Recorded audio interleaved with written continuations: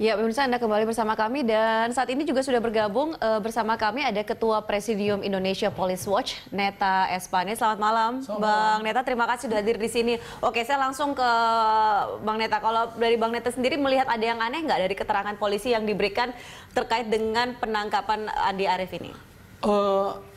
Tidak konsisten ya, sehingga orang menjadi merasa aneh, bertanya-tanya. Pertama, polisi mengatakan ada wanita, kemudian Humas mengatakan tidak ada wanita, padahal fotonya sudah beredar. Ya kan? Nah, ini akibat Foto itu kan juga awalnya sempat diakui oleh Idam Aziz, kemudian setelah itu dibantah ketika konferensi pers yang dilakukan oleh Kadif Humas. Ya, ketidakkonsistenan itulah yang membuat masyarakat menjadi bingung dan spekulasi muncul. Oke. Memang dalam operasi kepolisian kan biasa dipakai apa namanya, cepu ya. Cepu itu orang yang memberi informasi, dan biasanya cepu yang dipakai itu harus lebih dulu diselamatkan karena supaya jangan tersentuh hukum. Nah, sebab itulah kita menduga perempuan itu sesungguhnya adalah cepu. Artinya Andi Arief ini sudah lama TO. Oke. Sudah lama di TO oleh polisi, cuma momentum untuk menciduknya baru kemarin. Oke, tetapi kalau dari yang saya kutip dari keterangan pers yang disampaikan oleh Kadif Humas Polri, mengatakan bahwa penangkapan itu adalah sebenarnya spontan, tidak merupakan apa ya yang sudah di mapping ataupun sudah diincar sebelumnya. Boleh saja Kadif Humas mengatakan seperti itu, dan Kadif Humas ini bolak-balik salah sebenarnya keterangannya. Ketika penyerbuan Makobrimob dia bilang tidak ada korban jiwa, padahal jelas-jelas ada 5 polisi yang mati waktu itu. Oke, jadi kita bisa mencurigai seperti apa di sini? Kita nggak bisa percaya sama dia, tapi terlepas dari semua itu, Indonesia Police Watch memberi apresiasi pada Polri yang sudah berani menangkap Andi Arief, tokoh yang apa namanya kritis, tokoh partai politik yang tertinggi yang pernah ditangkap polisi. Selama ini kan yang ditangkap apa namanya, tokoh-tokoh partai di daerah yang kecil-kecil, kemudian anggota DPRD, kemudian ada Indra Piliang itu, tapi dia tidak masuk di struktur partai ya. Nah, tapi inilah pertama kali tokoh sekelas sekaliber Andi Arief, di mana partainya adalah partai yang berkuasa selama 10 tahun, dan polisi berani menangkapnya. Itu patut kita apresiasi. Kita apresiasi itu, tetapi kalau tadi melihat keanehan-keanehan ini mungkin kita tidak mau menuduh, tetapi boleh dong kalau kita bertanya-tanya atau mencurigai seperti itu. Nah, apakah kalau menurut Bang Pane sendiri, karena ini melibatkan politisi sehingga rentan intervensi ataupun deal-deal politik seperti itu? Kalau deal-deal itu kemungkinan itu ada, susah dihindari ya, apalagi di negara kita seperti ini ya, di mana ketidaknetralan terjadi di mana-mana ya. Itu, tapi kembali lagi itu kan spekulasi yang harus dibuktikan. Tapi terlepas dari apapun, mumpung di tahun politik, saya kira apa yang dilakukan polisi untuk menangkapi apa namanya, petinggi-petinggi partai atau aktivis partai yang terlibat narkoba itu harus gencar dilakukan.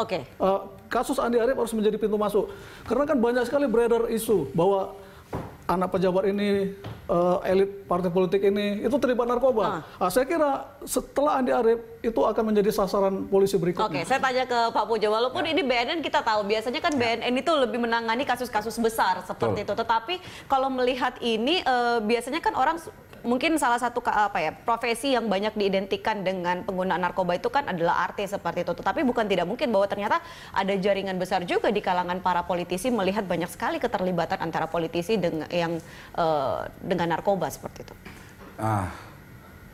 Kalau kemungkinan ini kita tidak berani seperti itu bilang ya, tetapi semua ya, kelompok masyarakat ya ini prone, rentan ya, mau politisi kah, profesi mau apapun, pengusaha kah, ya, selama mau profesi lain, mau pengacara kah, ya, penasihat hukum, apapun, profesi apapun, itu rentan.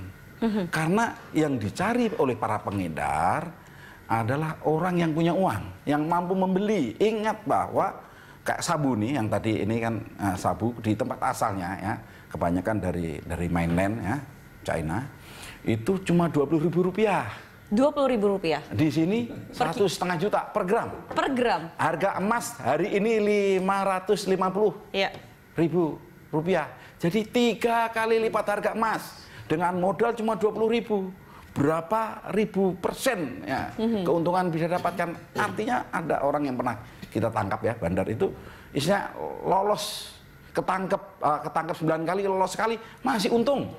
Bayangkan, itu makanya amanat undang-undang karena negara memahami bahwa ini, maka dibentuklah BNN agar semua upaya kita untuk melakukan demand reduction dan supply reduction itu secara maksimal. Kita bapak yang besar-besar, supplier besar-besar, kita kerjasama semua, bahkan kita kerjasama dengan luar negeri dari negara yang dari sumber atau negara transit. Saya kembali soal politisi, apakah karena politisi ini kan mereka cenderung lebih dekat dengan kekuasaan seperti itu, apakah ini membuat pengungkapan pun jadi jauh lebih sulit? Ini kalau pengungkapan ini tentu saja tidak sulit ya, karena kalau kasus narkoba ini asal kita dapat informasi, kita tangkap. Kadang-kala juga sering kita nangkep tuh nggak ngerti mau kita tangkap apa. Ya kan kita dapat tip off, ada sana kan begitu. Ada di luar sini ada orang biasanya ngasih informasi itu ada bandar, ternyata pemakai gitu kan. Sering terjadi seperti itu. Kadang-kala juga kita kalau yang gede tentu saja ini sudah lakukan pembuntutan ya. Kalau yang dilakukan oleh BNN ini dengan upaya yang luar biasa, makanya setiap kali dapat kita bisa pukul ini, itu hasil pembuntutan berbagai jaringan internasional, jaringan nasional kita but, karena kalau ditangkap nggak ada barang bukti ya percuma kan, nanti ketawain orang ini kan, BNN besar tangkapannya kecil-kecil lah, makanya kita atau jangan-jangan juga barang buktinya kemudian sengaja dihilangkan seperti itu. Enggak lah, itu prejudice dan itu berbahaya sekali. Ingat ini, kita ini bekerja ini disumpah, sumpahnya disumpah pakai Al-Quran. Dan harusnya integritas itulah yang harus terus dijaga. Itu integritas BNN, dan lembaga negara ini kita jaga. Oke, itu yang harus dijaga dan itu yang diharapkan oleh masyarakat. Bu Andi, sebenarnya apa sih yang dilakukan kalau dari Partai Demokrat sendiri ini membentengi kadernya? Karena kalau kita tahu bahwa kalau sekarang melibatkan ataupun menjerat Wasekjen, ini kan salah satu pucuk pimpinan partai seperti itu, otomatis ini sebentar lagi masuk masa kampanye. Bisa jadi juga ada implikasinya terhadap elektabilitas Partai Demokrat. Saya kira begini, masyarakat kita sudah cerdas ya.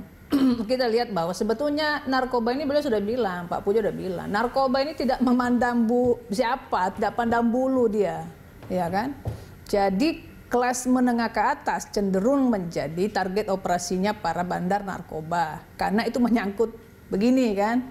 Nah, tentu, tapi saya melihat di masyarakat, ada juga masyarakat biasa yang tidak punya uang atau sedikit uangnya juga kena, tapi ini kan faktor X lainnya. Kalau saya melihat bahwa ini fenomena gunung es ini memang harus menjadi pekerjaan kita bersama untuk bagaimana sama-sama punya komitmen untuk tetap harus komit untuk memberantas narkoba ini, karena sasarannya adalah manusia. Ketika SDM kita, sumber daya manusia kita yang disasar oleh entah siapa sebetulnya otak pembuat narkoba ini, karena dia akan melumpuhkan masyarakat, melumpuhkan manusia. Ketika nanti orang-orang Indonesia apalagi menengah ke atas yang terjerat seperti ini, maka dia akan dilumpuhkan pemikiran-pemikirannya dan lain-lain. Tapi Partai Demokrat tidak merasa takut dengan adanya kasus Andi Arief ini kemudian juga akan akan berpengaruh secara langsung? Saya kira tidak perlu, karena walaupun Andi Arief memang tidak mencalonkan diri pada pemilu. Tidak perlu kita takut dengan adanya ini. Yang kita perlu adalah prihatin dan mari kita bangkit sama-sama untuk memberantas narkoba, karena sudah sekelas itu pun ya narkoba juga menjerat orang sekelas dia. Artinya sama dengan saya sampaikan tadi, tidak pandang jabatannya. Tadi anggota DPRD Lahat ya dari fraksi Partai Nasdem itu kan sampai 100 ribuan kilogram narkoba, investasinya ribuan biji. Nah, ini kan kalau kita melihat sebetulnya kalau dia bandar saja sudah masuk ke ranah orang-orang partai politik, ini kan sesuatu yang sangat berbahaya. Walaupun bahwa beredarnya jangan sampai uang itu juga dipakai untuk membiayai biaya politiknya dia seperti itu. Oke, nanti kita beredarnya ini kan menjadi fenomena yang sangat sulit kita tebak bahwa memang dia seperti itulah target saya kira dari bandar narkoba, bagaimana memperlaris sebanyak-banyaknya untuk mendapatkan keuntungan sebanyak-banyaknya tanpa memikirkan dampaknya. Baik, nanti kita akan lanjutkan lagi di segmen berikutnya. Pemirsa jangan kemana-mana, kami akan segera kembali.